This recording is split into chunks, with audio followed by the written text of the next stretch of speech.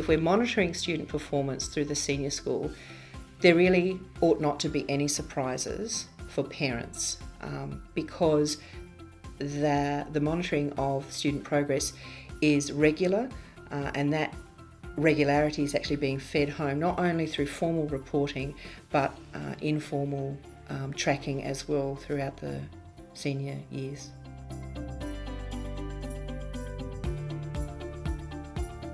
We have a system that's called the Academic Review System at King's, and that comes in the form of academic alerts, which are used by the teachers and are sent through to me. So I guess initially, kids that come into the senior school in Year 10 are introduced to the academic review system to start with, and they're actually shown what an academic alert is. They're told why it's used, and basically it is to track their achievements. So everything is very transparent and upfront.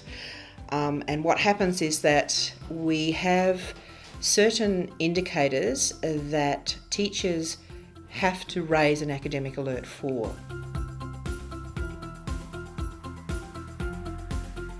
The indicators are failed tests, failed assignments, not handed in by the due date. And we found that these particular indicators go across all subject areas and fit all teachers, and teachers then have the flexibility and the liberty to raise them whenever they need to, according to their own programs and timelines.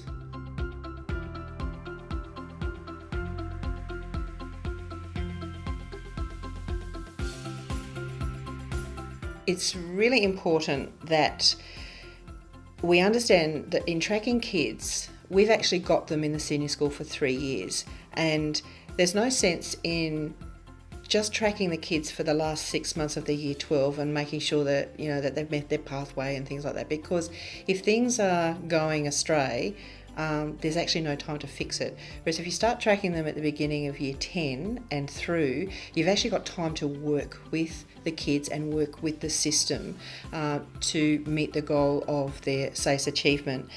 The other thing that is really important is tracking the kids allows for more meaningful communication with the students and with the parents, which actually achieves the goal of those no surprises at those reporting times, which I think is extremely powerful. It really does cut down on a lot of teacher stress and a lot of student stress and a lot of parent stress, because everybody knows what's coming, and everybody knows that we've been working with students to support them and assist them the best way we can, given that we're working with young people. The other thing I think that is really powerful too is that it does equip the kids to have more of an active involvement in their subject selections. It's not just teachers and parents that are telling them they should do this and they should do that.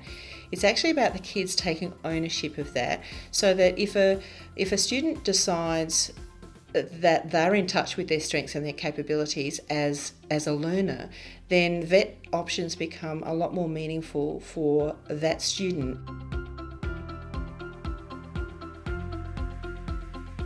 Maybe they just need to catch up on some extra work and I can actually be a support for them there.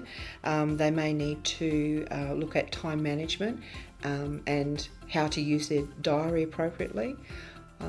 So it just becomes an opportunity or a forum for me to sit with the child and work out, is there further counselling that actually needs to happen?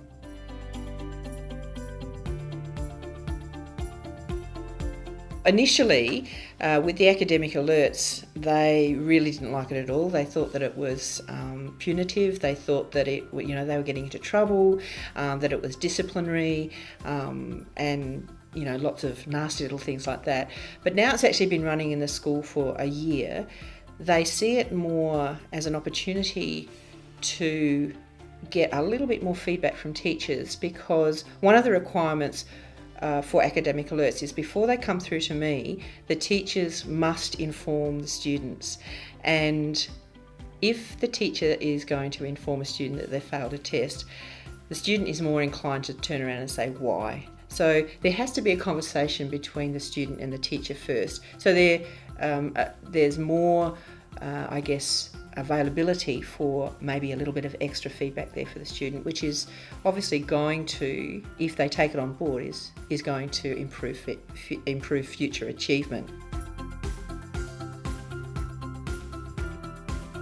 One of my students in my pastoral group actually received 8 academic alerts in their first term.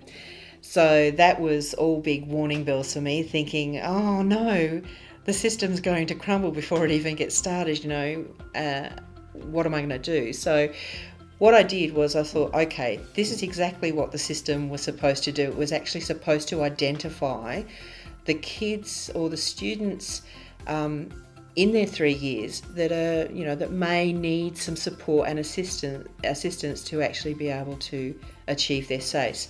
So I started to, with these academic alerts that came through, I started to work with this student, and basically it was fairly informal to start with.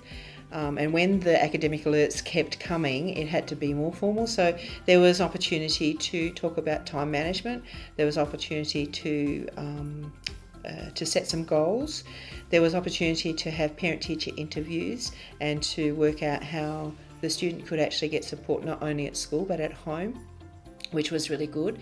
The student now is in year 11, and in actual fact, I think in year 10, I think he ended up getting about, off the top of my head, I think it was about between 10 and 15 academic alerts, but still working with him. And then this year, he's in year 11, he's coming to the end of year 11, and I think from last count, I think he's only got about 4 or 5 this year. And already we have a very good relationship, and there's a lot of informal discourse. When I see him in the yard, he's always got a smile. We have a very good relationship, and already he's starting to prepare for year 12. In fact, we actually passed each other in the yard the other day, and I said, "So, ready for year 12? And he said, "Don't worry about Miss Stork, I've got it all under control, and no AAs next year, that's my goal." So I sort of think that it's actually quite an uplifting, I guess, experience when you can see the success of a system that you've actually put together, and I can at least vouch for one of my students actually being able to be benefited from that.